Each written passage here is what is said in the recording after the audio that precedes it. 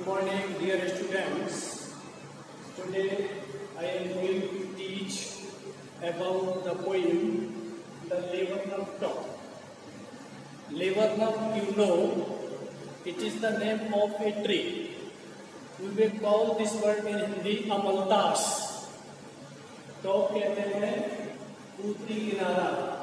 तो laburnum top का मतलब है एक पेड़ होता है अमलतास, उसके सबसे ऊपरी किनारे पर. तो first of all I have to explain the difficult words prescribe in your text book. First number goldfinch means होता है एक स्मॉल सिंगिंग बर्ड. एक गाने वाली छोटी चिड़िया होती है, उसको बोलते हैं गोल्डफिंच.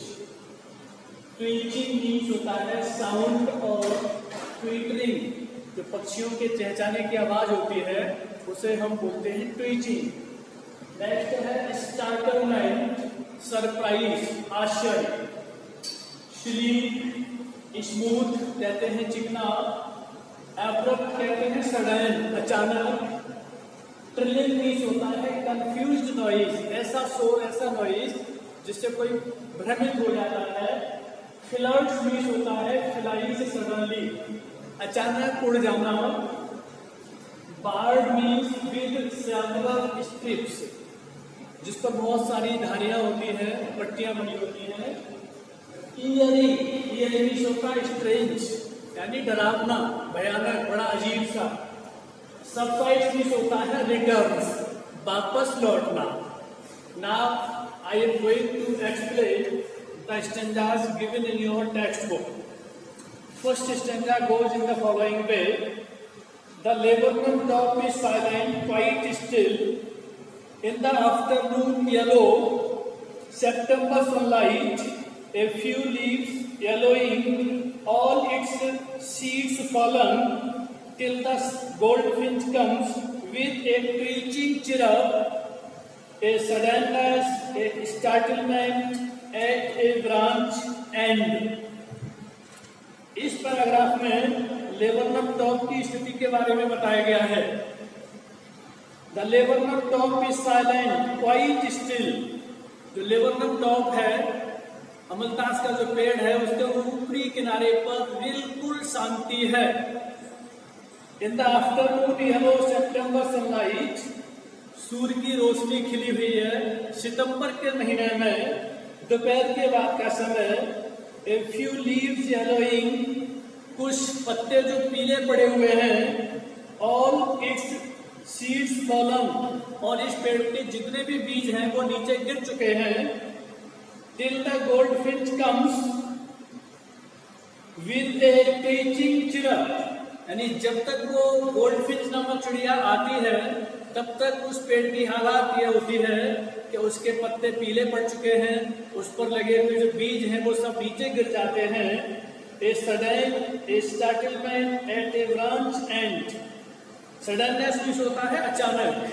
तो उस पेड़ पर एकदम शांति सी हो जाती है जब पत्ते उसके गिर जाते हैं, बीज गिर जाते हैं. और जब वो गोल्डफिंच नामक चिड़िया आती है उस समय उस पेड़ पर शांति होती है. Second stanza. Then sleek as a lizard and alert and abrupt, she enters the thickness, and a machine starts up of chitterings and a tremor of wings and trillings. The whole tree trembles and thrills. It is the engine of our family.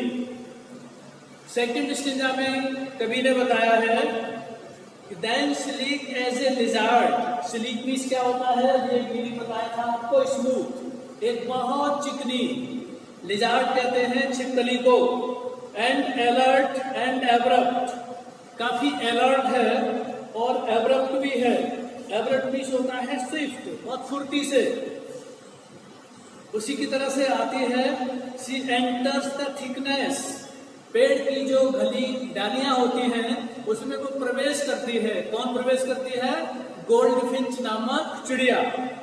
And A machine starts up, और वहां पर machine start हो जाती है. Machine start होने का मतलब है उस पेड़ पर जो अभी तक शांत था वहां शोरगुल यानी कोलाहल शुरू हो जाता है. Of चिटरिंग्स and tremor of wings and trillings. तो वहां पर चिटरिंग, चहचहाने की आवाज शुरू होती है, एंड ट्रेमर मीन्स होता है शोरगुल, ऑफ विंग्स जो पक्षियों के पंख होते हैं उनसे जो आवाज होती है उसको बोलते हैं, एंड ट्रिलिंग्स का मीनिंग हमने भी बताया था, कंफ्यूज्ड नॉइज, ऐसा शोर होता है जो किसी को भ्रमित कर दे, ये पता ही नहीं चले कि शोर किस चीज का हो रहा है। The whole tree trembles and thrills, पूरा पेड़ जो है कंपन शुरू कर देता है। जो पेड़ अभी तक सुस्त पड़ा हुआ था, शांति थी, उस पेड़ पर अब कोलाहल शुरू हो जाता है, चारों तरफ कंपन शुरू होता है, वहां पर थोड़ा एक्साइटमेंट होता है। थ्रिल्स मीन्स होता है एक्साइटमेंट, उत्तेजना। It is the engine of our family, it यहाँ पर प्रयोग किया गया है उस गोल्डफिंच नामक चिड़िया के लिए।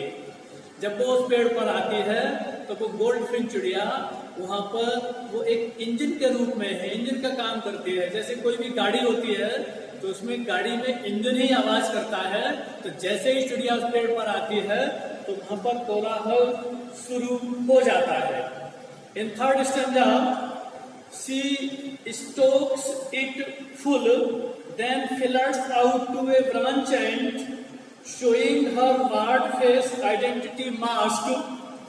Then with eerie delicate whistle chirrup, whispering, she launches away towards the infinite, and the laburnum subsides to empty.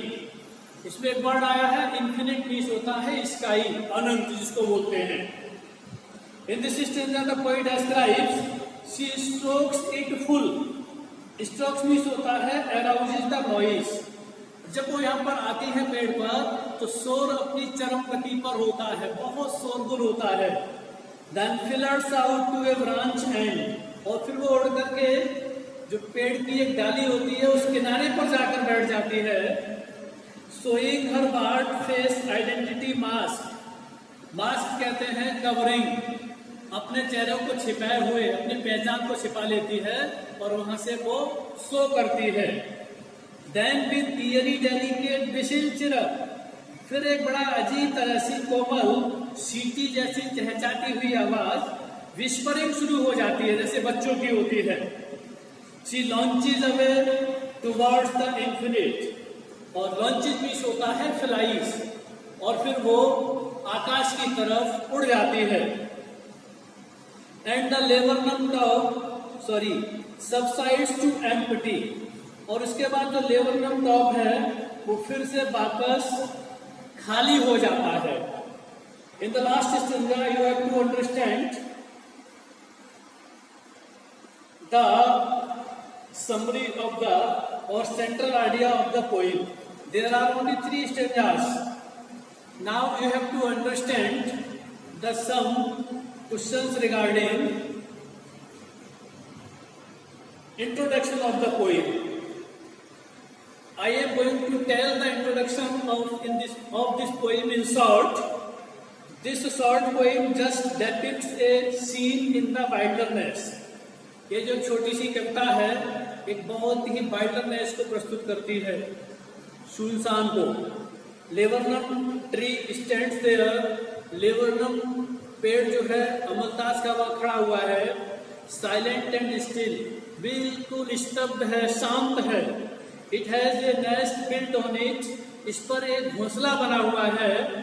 The little mother bird goldfinch arrives to meet and feed her young ones, छोटी सी goldfinch चिड़िया है, वो उस पेड़ पर आती है अपने बच्चों से मिलने के लिए और उनको खाना खिलाने के लिए। Sitting at one end of a branch, पेड़ की डाली पर एक किनारे पर बैठ करके, it gives a signal sound, एक सांकेतिक भाषा में ये कुछ संकेत देती है। The young ones recognise their mother's voice, जैसी कि एक आदत होती है, बच्चे अपनी माँ की आवाज को पहचान लेते हैं। And start chirping together like some engine, और वो सब एक साथ जैसे इंजन की आवाज होती है वो चहचहाना शुरू कर देते हैं। The word alert and swift चिड़िया उस पर काफी अलर्ट होती है। Makes her way to the nest, और वो सीधी घोंसले की तरफ जाती है। When the purpose of a visit to meet, और जब उसके मिलने का जो उद्देश्य होता है पूरा होता है, फीड खाना खिलाने का, the little one is accomplished, she flies away। जब उन बच्चों का काम हो जाता है, भोजन कर लेते हैं, तो उसके बाद में वो उड़ जाती है। This is how the cycle of life and multiplication goes on in nature. इस तरह से हम देखते हैं प्रकृति में जो इस चक्र चलता है, ये गुणात्मक, यानी फिर आती है, फिर खिलाती है, फिर चली जाती है, इस तरह का जो क्रम चलता है वो इस पोएम में देखने को मिलता है। इट इज ऑल इंस्टिंक्टिव, ये एक बिल्कुल स्थायी है। The mother bird makes her nest amongst the thick leaves of a tree, जो पक्षियों की माँ होती है वो अपना घोंसला एक घनी टहनियों के बीच में, पत्तियों के बीच में बनाती है।